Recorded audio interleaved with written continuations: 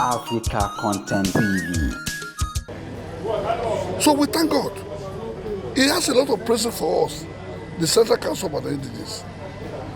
And he has a lot of praises for our sitting governor, His Excellency, Engineer Makinde.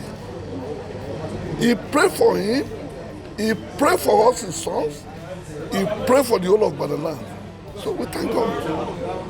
I'm amazed. In fact, I'm a bit surprised with the alertness of the Ibadan designate, despite his age. Baba is almost 90 now. That is the tradition of Ibadan, which cannot be wished away or changed. The issue is we have to accept the system that has sustained us for years, that has been a pride to Ibadan land, and that has even been an envy to many towns in Yoruba land and in Nigeria. Do you know that Ekpe town copied our system? Do you know that many countries are even making research on how Ibadan traditional chieftaincy, is being organized? Which means we must thank God and thank ourselves that our forefathers, they were so intelligent to give us a legacy that will last throughout at any time. So when people are complaining, we don't have a problem, because the next of Ibadan, the old Ibadan, he said no seat. You don't go here Ibadan going to court or delaying coronation of Oba for years. No. You know what is happening in some major towns in the Yoruba land. So let us thank God that we are bequeathed with a traditional system that can stand the test of time, that can do our progress and development to our fatherland. So what is your expectation from the state government? What expectation? No, definitely. We have a very intelligent governor. Engineer Makinde, do underrate his intelligence in any way. And I'm very sure people are only reading unnecessary political meaning to what he said or something. He has not said anything wrong. He has not said, if he say, I will wake my father up when he's strong. What is wrong with that? What has he done? What has he said that is wrong? And Baba himself has demonstrated today that he's as fit as what any 80 or 90-year-old person will be. You won't expect Baba to go and start playing football now. Even at my age, there's little I can do. There's very little. Well, there's nothing. It's a natural thing. Once you are getting older, then your part of the body will become also. But talk of seeing, talk of hearing, talk of talking, talk of any physical walking.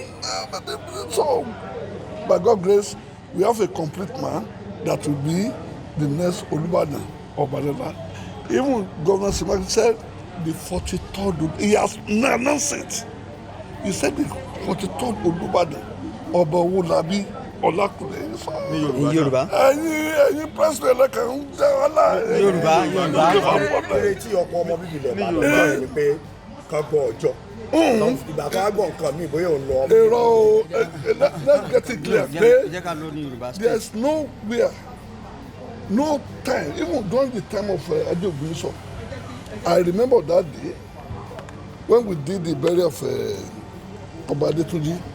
It was not there that the governor announced Oba. In fact, he announced it the third day. It was a Monday. And even after the announcement, he has to plan. There must be a committee put up. Then they fix a date. So he cannot announce the date on last Saturday. Adúgbò Ọlọ́run inú gbogbo wa dùn pé gbogbo wa la rí tó ṣẹlẹ̀ nígbà tí olùrànlọ́wọ́ bàbá wa ọba Owólabí Ọlákùlẹ́yìn tán pè mí lánàá pé bàbá lóun tiẹ̀ fẹ́ wá wo ibi tá a bá ṣẹ́gbẹ́ kọ́yìn pé wo táwọn ń rí lórí fíìmù bóyá photoshop nìkan ní àwọn ọmọ wọn ò kúrò fún ẹ jẹ́ kán mọ̀ bọ̀ kán wá wò ó. Bàbá sì dé lónìí bàbá rí tó wú lórí inú bàbá dùn, bàbá ṣàdúrà fún gómìnà wa olóríire ẹnjìníà onímọ̀ ẹ̀rọ Ṣèyí Mákindé. Ó ṣàdúrà fún gbogbo àwa CCI, ó ṣàdúrà fún gbogbo àwọn ọmọ Ìbàdàn, ó sì dúpẹ́ lọ́wọ́ wa pọ̀. Inú mi sì dúpẹ́ nígbà kábíyèsí dé, gbogbo yín náà lè rí bàbá ṣe ń rìn. Bàbá rí bàbá tó jókòó tán, ẹni bàbá ṣe ń ṣeré pẹ̀lú ọba Adébíyìnpé gan. Nígbà tó bá Adébíyìnpé ní sójà ni bàbá tẹ́lẹ̀, bàbá yọ ẹsẹ̀ sí. Gbogbo yín náà lè sí nígbà bàbá ń sọ̀rọ̀ láì lo microphone. Bàbá sọ̀rọ̀ plainly, ó ṣàdúrà, ó ṣe gbogbo ẹ̀, ó pè ní fọlọ́n. Torí pé bàbá rí pé a sì mú àwọn bàbá lọ àwọn ìgbà tá a kọ́ tá a dìde, a mú wọn lọ àwọn yàrá kan pé yàrá yín ni o kìíní ní ọ̀kẹ́lẹ́ gbogbo. Adúpẹ́ lọ́wọ́ Ọlọ́run pé Ìbàdàn kò ní dàrú, kò sì lè dàrú. Gbogbo àwọn tí ń rò pé gómìnà ẹ má ka nǹkan tí ọ̀dà ṣíṣe Ṣèyí Mákindé lọ́rùn. Ọmọ Ìbàdàn gidi ni Ṣèyí Mákindé, ó sì nífẹ̀ẹ́ Ìbàdàn. Lọ́pẹ́lọpẹ́ Ọlọ́run àti lọ́pẹ́lọpẹ́ rẹ̀ iná fi parí ààfin yìí.